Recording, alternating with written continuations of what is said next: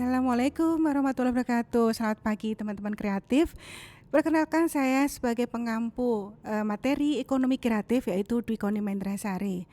Oke teman-teman kreatif, mari kita perkenalkan apa yang dinamakan dengan ekonomi kreatif. Kita bahas dulu untuk masalah definisi. Untuk definisi ekonomi kreatif pertama kali tentunya akan sudah dikenalkan ekonomi kreatif itu oleh seorang pakar yang bernama John Hawkins. Itu kata-katanya sangat indah menurut saya, yaitu how people make money from ideas. Nah itu di sini kita akan mengajak nih bahwa ide itu ternyata ada harganya loh. Itu. Jadi jangan takut kalau kita akan appreciate sebuah ide, sebuah gagasan yang ternyata sekarang dunia sekarang ini akan sangat-sangat dihargai. Oke, kita kembali ke materi. Ekonomi kreatif ini pertama kali diperkenalkan oleh John Hawkins. Kemudian dalam bukunya silakan nanti kalau ingin membelinya atau ingin memilikinya bisa untuk pakai John Hawkins. Tapi di sini saya memakai bukunya referensi Bapak Suryana. Nanti bisa kita share untuk materi dan buku-bukunya. Kemudian John Hawkins mendefinisikan ekonomi kreatif sebagai the creation of value as a result of idea. Ekonomi kreatif adalah ekonomi input dan outputnya berupa gagasan ya, atau ide. Kemudian ekonomi kreatif digerakkan oleh industri kreatif, yaitu industri yang berasal dari pemanfaatan kreativitas, keterampilan, serta bakat individu untuk menciptakan kesejahteraan serta lapangan pekerjaan melalui penciptaan, pemanfaatan daya kreasi dan daya cipta individu. Sebelumnya akan saya sedikit saya utarakan juga untuk mengenai kontrak perkuliahan. Untuk kontrak perkuliahan 25% itu nilai dari UTS, kemudian 25% nilai UAS, kemudian yang 50% terdiri dari tugas, kemudian dari kuis, absensi juga. Jadi untuk absensi bukan dimohon untuk selalu stay atau hadir karena saya akan memberikan 50-50 waktunya itu 50% nanti untuk praktek untuk membuat kreativitas kalian, yaitu ide-ide apa yang akan menjadikan bahwa itu suatu ide yang berharga atau bernilai dan akan bermanfaat itu. Next, untuk Indonesia saat ini sedang gencarnya melakukan pengembangan dan sosialisasi dalam bidang industri kreatif karena diprediksikan sektor ini akan menjadi tulang punggung perekonomian Indonesia di masa yang akan datang. Untuk itu, untuk menopang perekonomian satu negara tidak akan selamanya bergantung pada kekayaan alam. Tahu sendiri kalau kekayaan alam pasti akan ada keterbatasannya. Salah satunya keterbatasan adalah mungkin bisa habis. Ya, untuk mengatasi itu makanya untuk ini dipilihkan industri kreatif ini sebagai solusinya untuk mengatasi bahwa apabila nanti berkurangnya kekayaan alam kita, sudah tersedia ide-ide atau kreatif-kreatif dari dari masyarakat yang menimbulkan suatu kewirausahaan. Kekuatan industri kreatif ini lebih bergantung kepada keunggulan sumber daya manusia tentunya. Kemajuan ilmu pengetahuan dan SDM-nya yang akan berperan penting untuk kemajuan suatu negara dengan lebih stabil dan adaptif. Untuk Memperi sendiri menjelaskan pemerintah saat ini sedang memprioritaskan program peningkatan kualitas SDM ya, yang sekarang ini nanti akan kita bahas juga bahwa SDM sekarang itu akan masuk pada demografi global, yaitu nilai produktif nanti akan dimulai dari usia 15 tahun sampai 64 tahun. Nah, di situ ini adalah tugas dari teman-teman kreatif sekarang semuanya untuk mulai membuka nih, akan kita gali nih ide-ide apa yang ada di teman-teman kreatif semuanya. Di Indonesia sendiri untuk industri kreatif telah dicanangkan oleh pemerintah mulai melalui pembentukan Badan Ekonomi Kreatif yang kita kenal di sini adalah biasanya kita sebut BIKRAF. melalui peraturan Presiden Perpres nomor 6 tahun 2015 tentang Badan Ekonomi Kreatif yang kemudian dilebur kembali menjadi Badan Pariwisata dan Ekonomi Kreatif atau Baparekraf di bawah Kementerian Pariwisata dan Ekonomi Kreatif. Selanjutnya, seperti yang kita sudah pahami ya, bahwa konsep industri kreatif yang mengutamakan kreativitas dan informasi sumber daya manusia itu sebagai fakta produksi, di mana dengan adanya kemajuan teknologi diharapkan semakin memunculkan ide-ide segar dan kreatif dari masyarakat Indonesia. Nah, nanti di sini Bu Koni juga akan memberikan sharing waktunya kepada teman-teman kreatif di sini, teman-teman mahasiswa, bagaimana untuk mewujudkan ya, nggak cuman ide aja, nggak cuman mimpi aja, nggak cuman itu hanya sebuah gagasan, tapi mari yuk kita wujudkan ide ini akan menjadi sebuah value atau nilai yang nantinya akan menjadikan sebuah pendapatan. Oke, memasuki tahun 2021, ekonomi Indonesia diperkirakan akan rebound dan mengalami pemulihan ekonomi loh. Hal ini tentunya tidak terlepas dari akan terjadinya pemulihan ekonomi global di tahun yang sama. Bank Indonesia pun tahun 2020 menyebutkan bahwa ekonomi Indonesia diperkirakan akan tumbuh di kisaran 5,2-5,6%. Itu kita kutip dari laporan perekonomian Indonesia 2020 dari laporan BPS. Apa saja sih yang termasuk dalam industri kreatif itu? Ya, di sini Bu Koni tuliskan ada pengembangan permainan, ada 17 yang lagi tren ya sekarang yang termasuk pada industri kreatif. Nomor 1 adalah pengembangan permainan. Apa sih pengembangan permainan? Itu industri ekosistem permainan atau game ya yang sering kita lihat atau bahkan kita dimanapun kita lihat seseorang memegang handphone pasti akan kita lihat banyak waktu menggunakan game kalau anak-anak muda sekarang ya.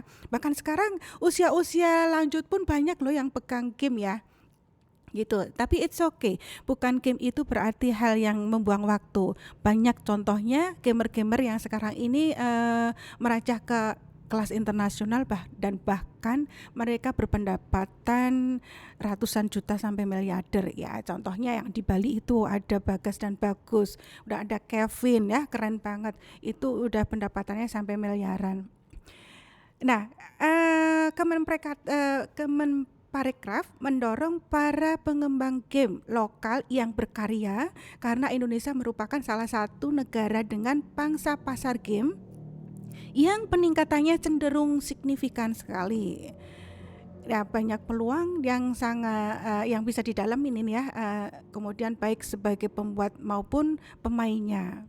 Ya, siapa yang suka game jangan cuma mungkin game saja, mungkin bisa ada ide untuk membuat game yang sekarang ini mungkin belum ada. Coba bikin game-game yang membuat orang itu membuat kreativitas seperti mungkin membuat hasil karya mungkin ya, membuat film. Kalau film mungkin sudah banyak ya untuk dijadikan sebuah game, tapi jadikanlah game itu sebuah edukasi yang terbentuk dari game. Mungkin itu juga sebagai ide-ide kreatif ya teman-teman kreatif.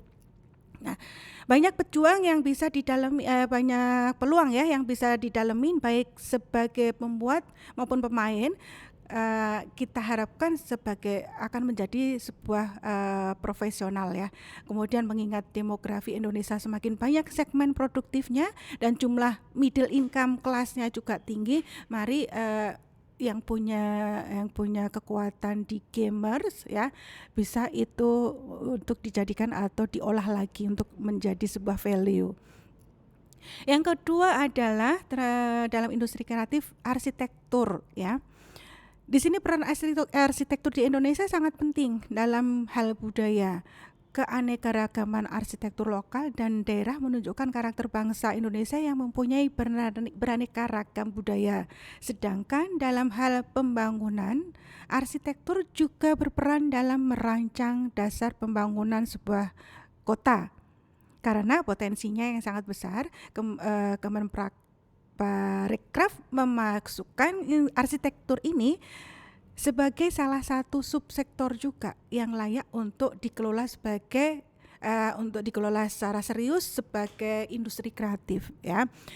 Kalau ada teman-teman kreatif di sini yang juga suka di dunia arsitektur, menggambar atau desain interior pun bisa ya untuk nanti dikembangkan gitu.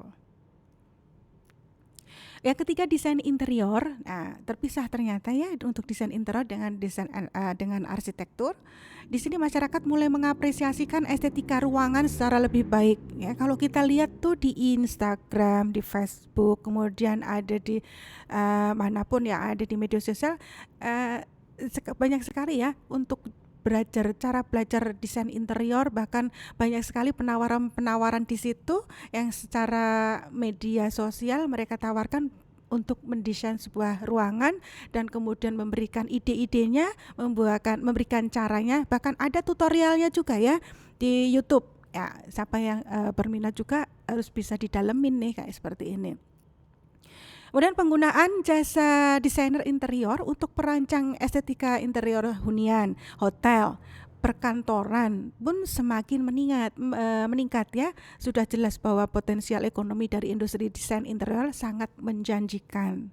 Sangat menjanjikan sekarang apalagi kita bisa mengaplikasikannya di dunia medsos atau sosial.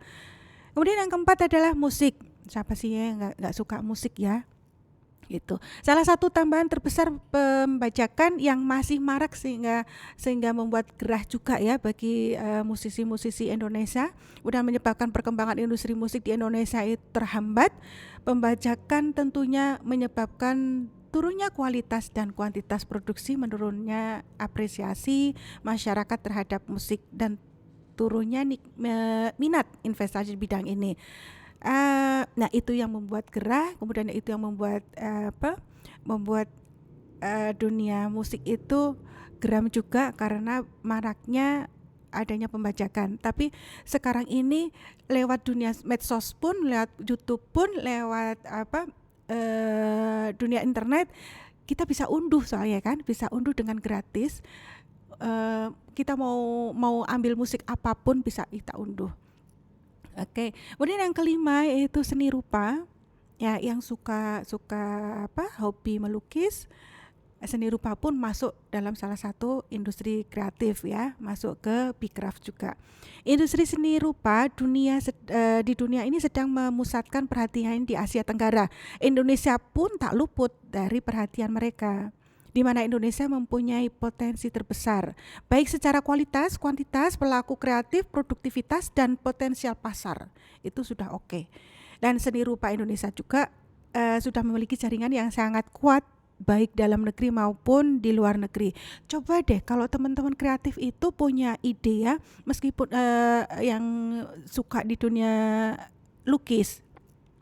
Sekarang ini dunia lukis tidak hanya harus pakai kanvas, tidak hanya pakai kuas atau cat warna dan sebagainya, tapi banyak sekali ya, bahkan melukis menggunakan pasir juga bisa, melukis menggunakan bahan-bahan perca. Di Jawa khususnya di Solo itu kan kita banyak ya pasti yang namanya adanya kain-kain perca. Nah, kain perca itu bisa loh dimanfaatkan untuk masuk ke lukisan. Itu ya. Sekarang ini saya sudah jarang sekali melihat lukisan yang dari kain perca. Dulu masih sering, bahkan waktu kita kecil ya, itu namanya mata pelajaran keterampilan ya kalau nggak salah waktu itu masih diajarin memakai bahan-bahan perca untuk menjadikan sebuah lukisan gitu ya, ditempelkan. Kemudian bahkan di seperti gerabah-gerabah ya. Sekarang kita jarang ya menemuin gerabah-gerabah itu yang berlukiskan kain perca. Oke, siapa tahu ini menjadikan satu ide untuk teman-teman kreatif. Kemudian desain produk ya. Desain produk ini tren subsektor ini sangat positif. Ya, dengan populasi penduduk yang didominasi oleh usia produktif, potensial terbentuknya interaksi antara pelaku industri dan pasar pun sangat besar. Ditambah lagi masyarakat dan pasar sekarang memiliki apresiasi terhadap produk yang berkualitas ya. Bahkan sekarang kita mau belajar desain yang tadinya nol nggak bisa, bisa belajar. Buka aja di tutorial, tanya aja Mbak Google, tanya sama uh, Pak YouTube ya. Sekarang itu nggak ada yang nggak bisa kita cari tahu. Kemudian yang ketujuh adalah fashion. Tren fashion senantiasa berubah dengan cepat ya. Meskipun sometimes fashion ini akan meskipun itu dulu ini fashionnya tahun 60-an nih ya, balik lagi ya. Pasti dunia fashion itu akan berputar seperti roda. Jadi yang tadinya tahun 60-an akan muncul lagi di tahun 2000-an. Nah, itu bisa jadi. Jadi cuman ide kreatif kemudian gagasan itu yuk kita jadikan sebuah value yang akhirnya nanti akan menjadikan meskipun itu model yang jadul tapi kita jadikan sebuah fashion yang tren ya untuk kita sesuaikan dengan dunia sekarang ini tentunya. Kemudian dalam hitungan bulan pun selalu muncul model-model fashion baru. Ya makanya tadi Bu Koni bilang fashion itu bisa kita munculkan lagi nih. Ada ide itu bisa dari perubahan atau muncul karena benar-benar fresh yang belum pernah ada orang menggunakan atau memproduksinya atau membuatnya. Tapi bisa juga kita itu hanya renov ya untuk memperbaiki. Oh, ini yang lama itu biar orang tahu nih bahwa ini model jadul. Yuk kita combine itu, kita kombinasi dengan model-model sekarang. Nah, itu bisa jadi dijadikan sebuah kreatif ya, sebuah ide. Yang terpenting di sini adalah menjadikan sebuah ide itu sebuah value, jangan cuma impian, tapi kita wujudkan sebagai nilai yang akhirnya akan mendatangkan input dan outputnya. Oke.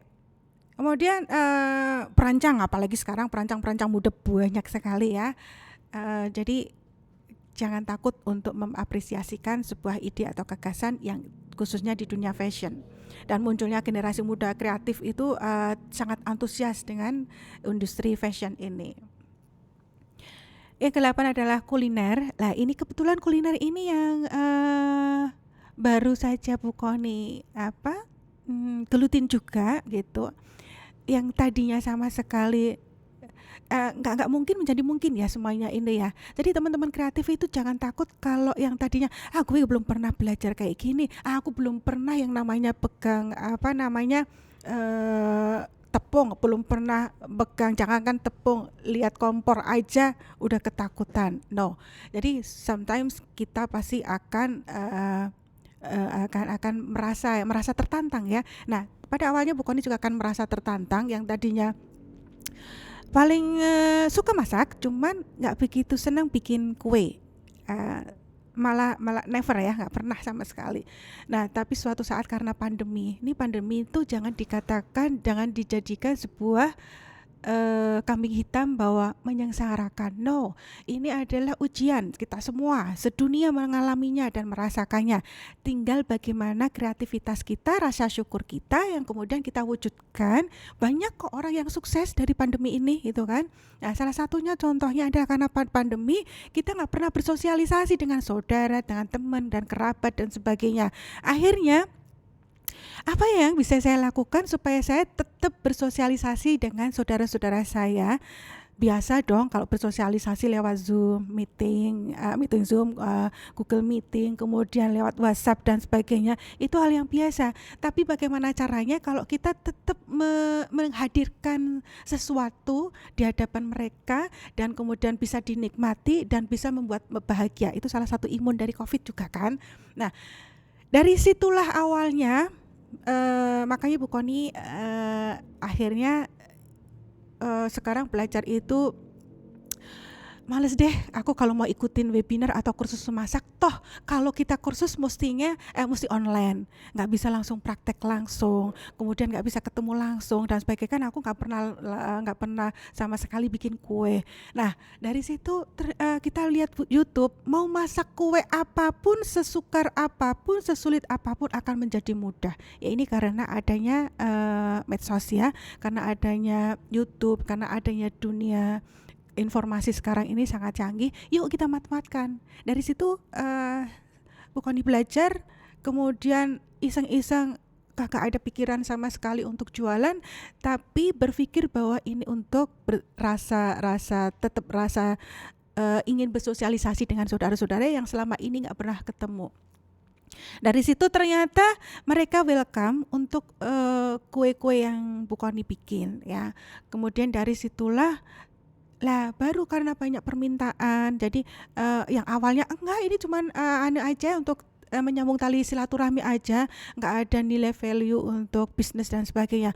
Tapi kalau kita terdorong juga karena banyaknya permintaan, akhirnya alhamdulillah bahwa itu menjadikan income kita juga, gitu kan?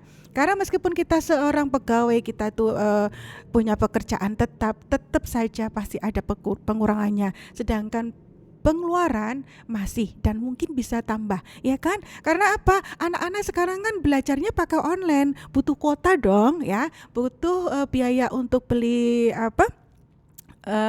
untuk kuota, kemudian gimana caranya supaya mereka tetap belajar. Nah, itulah yang harus kita jadikan ide, harus kita sosialisasikan, kita praktekkan yang kemudian menjadi sebuah value, menjadi sebuah pendapatan yang oke, ya. Itu contoh, ya. Oke, kemudian yang kesembilan yaitu industri kreatif tentang film, animasi, dan video. Perfilman di Indonesia meskipun di pandemi ini bioskop pada tutup ya, tapi jangan sedih ya. Kemudian perfilman di Indonesia saat ini sedang mengalami perkembangan yang positif, tapi karena pandemi kan jadi untuk perfilman bukan agak lagi ya, sangat terhenti ya sementara waktu. Para rumah produksi mulai berlomba-lomba menggenjot produktivitasnya menggarap film yang berkualitas dari segi cerita yang sekaligus menguntungkan secara komersial. Jangan sedih bahwa udah nggak bisa main film nih. Apa? Ide berikutnya konten, ya kan? Sekarang artis-artis mereka meskipun mereka nggak syuting, mereka nggak dapat jatah film atau sinetron, sekarang mereka bikin konten, beramai-ramai konten. Nah, itu namanya ide juga yang akan menghasilkan, dan hasilnya ternyata lebih gede daripada penghasilan mereka menjadi seorang aktor. Nah, itu ya. Itu merupakan salah satu ide kreatif. Jadi jangan sedih nih, nggak bisa main, nggak bisa ini, biasanya kalau di dunia perfilman kita bisa nonton, sekarang TikTok aja juga ada filmnya, udah ada gambarnya, visualnya bagus-bagus. Kemudian lihat konten-konten juga ada yang kita simpulkan sangat bermanfaat, tapi kita harus pilih juga ya untuk konten-konten yang mendidik tentunya. Untuk fotografi ya. Perkembangan subsektor fotografi yang sudah cukup pesat ya, tak lepas dari banyaknya generasi muda yang sangat antusias belajar fotografi. Kemudian tak sedikit pula dari mereka yang kemudian memutuskan terjun di bidang ini sebagai profesional. Banyak banget contohnya sekarang di TikTok, di YouTube. Mereka punya konten ya yang pinter fotografi, akhirnya mereka memberikan tip-tip ya. Banyak, kita pun kalau mau upload foto, mau posting foto, tentunya karena Bu Koni bergelut di dunia kuliner, foto-foto itu ternyata nggak perlu kita mesti kursus atau sekolah di dunia fotografi. Kita lihat aja di TikTok atau kita lihat di YouTube. Kita lihat di situ banyak sekali tip-tip bagaimana untuk menshoot sebuah gambar yang cuman biasa menjadi sangat luar biasa dan mendatangkan ketertarikan ya, dan bahkan kalau kita pelajari terus menjadi sebuah engagement bagi konsumen ya. Oke. Kemudian yang ke-11 adalah desain komunikasi visual. Desain grafis atau yang disebut singkatnya DKF ini punya peran yang sangat penting juga nih dalam mendukung pertumbuhan bisnis pengusaha swasta, pemilik merek atau dagang, dan bahkan kelancaran program-program pemerintah. Potensi pasar domestik sangat menjanjikan, terutama dengan semakin banyaknya praktisi DKF lokal yang lebih memahami situasi pasar, pengetahuan, dan nilai-nilai lokal ya. Nah, ini juga lagi booming kan untuk masalah desain komunikasi visual.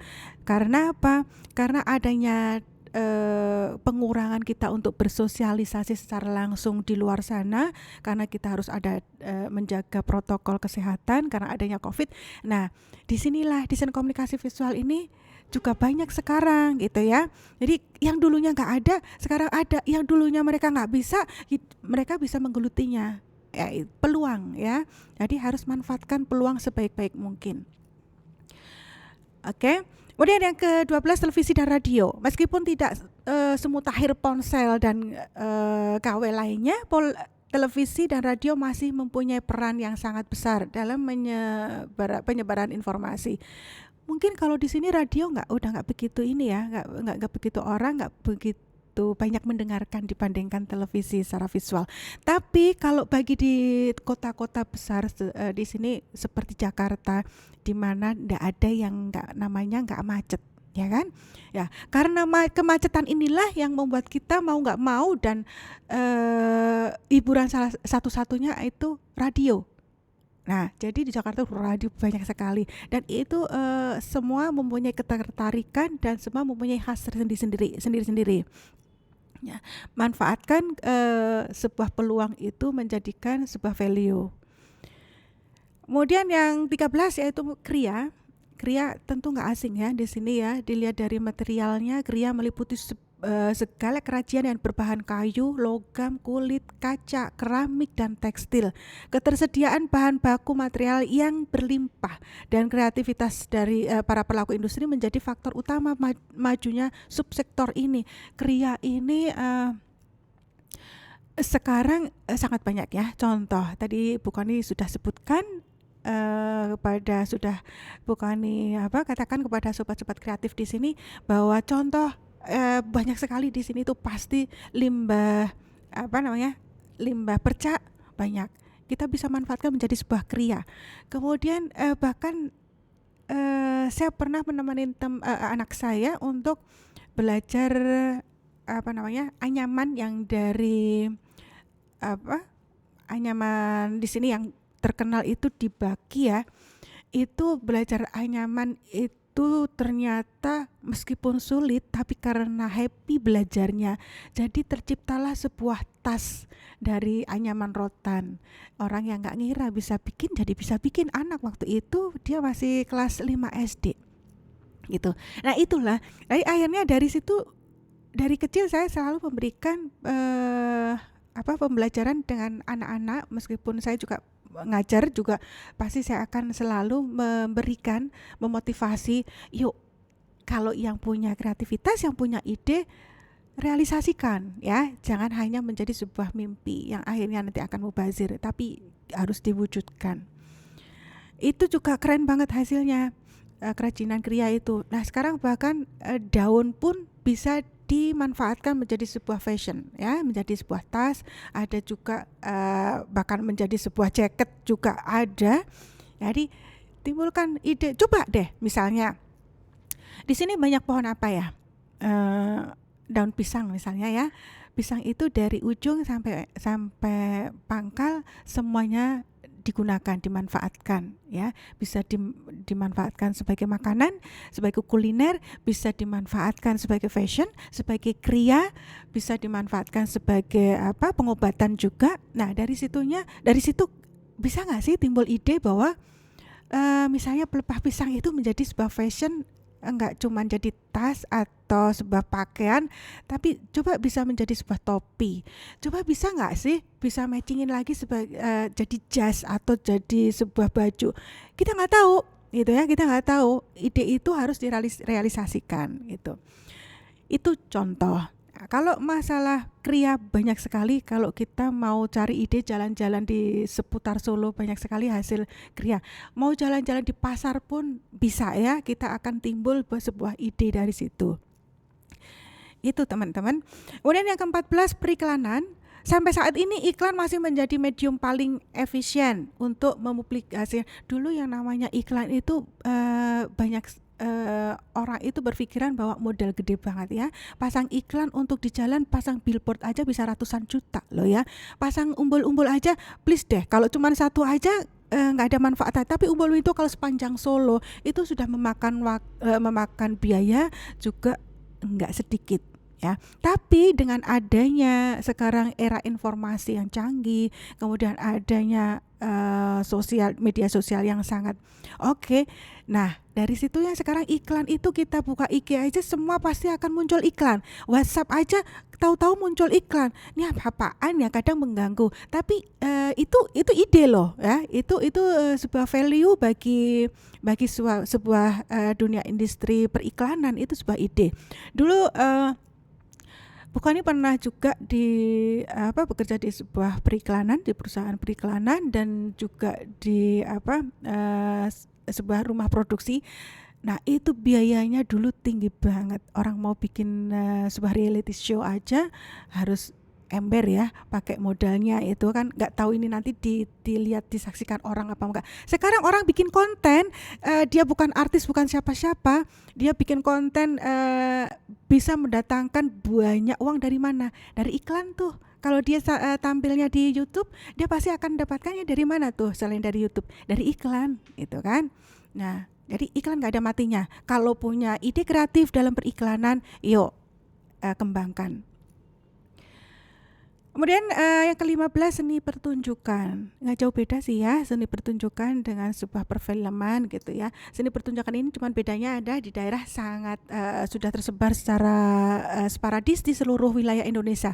Banyak jumlah seni pertunjukan, baik tradisi maupun kontemporer ya, yang selama ini dikreasikan, dikembangkan, dan dipromosikan telah mendapatkan apresiasi dunia internasional.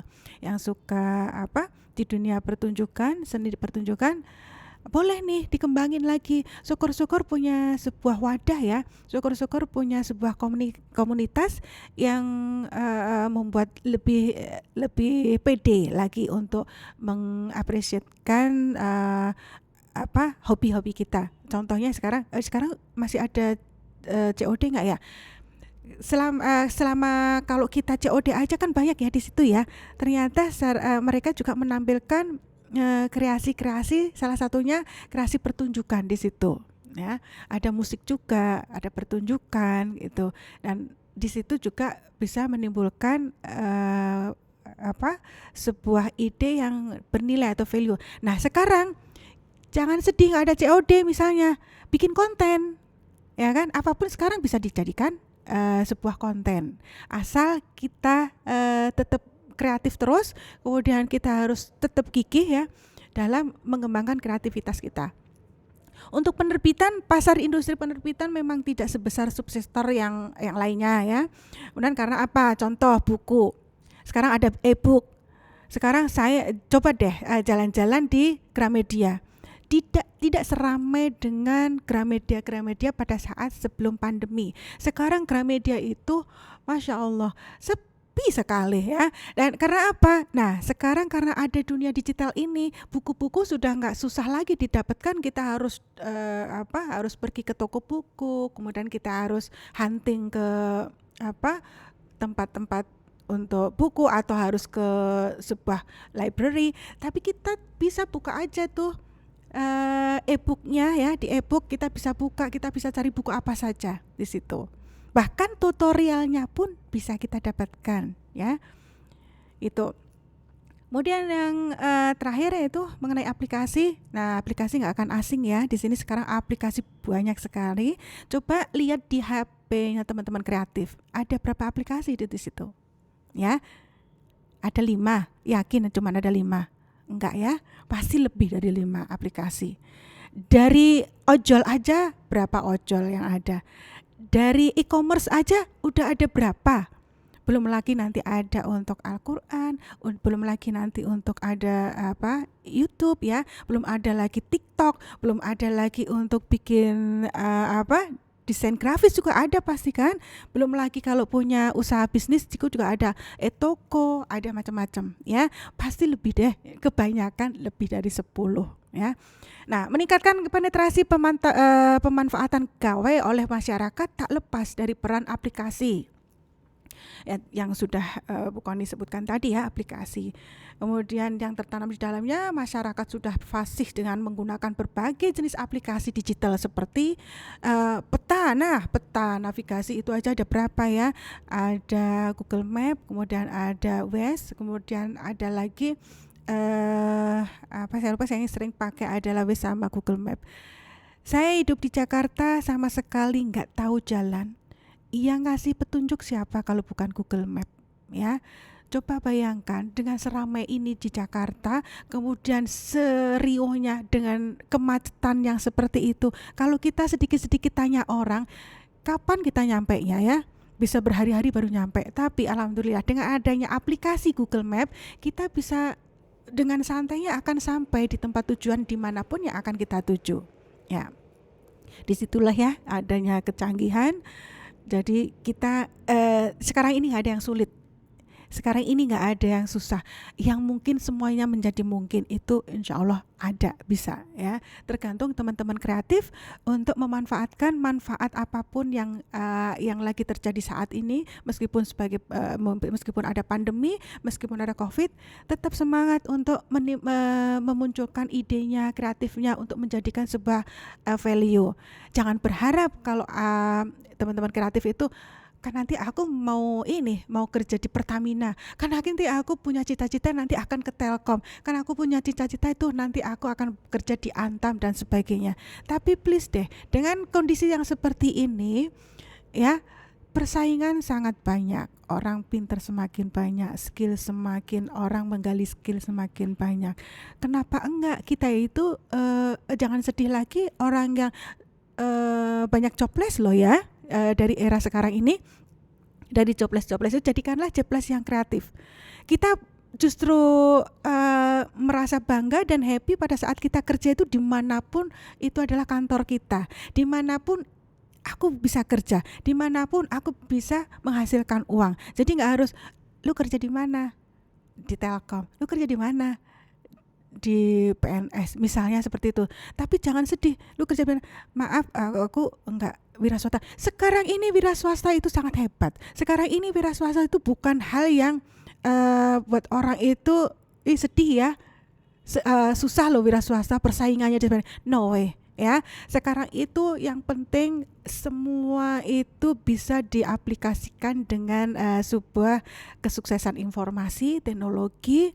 Udah apalagi dunia sekarang ini kita semuanya serba teknologi ya. Kita kerja di mana aja bisa. Nah, kita harus berpikir gimana caranya aku nggak punya bos tapi akulah yang akan jadi bos. Begitu ya teman-teman kreatif. Mungkin untuk podcast saat ini yang pertemuan pertama kita cukupkan sekarang. Kita jumpa lagi untuk podcast yang kedua berikutnya. Terima kasih.